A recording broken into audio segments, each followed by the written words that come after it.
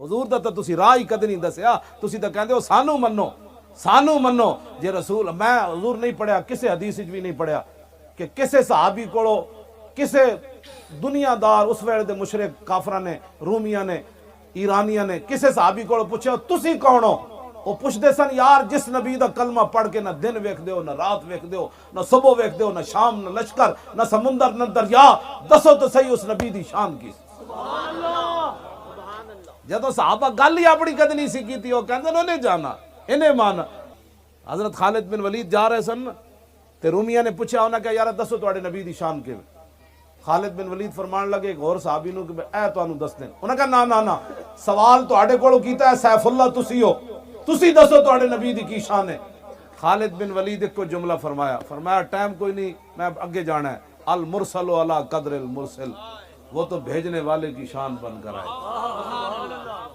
سچ آنکھاں تے رب دی، اے پیر صاحب نے خالد بن ولید ہے فرمان دا ترجمہ کیتا، بھیجنے والے کی شان بن کر آئے۔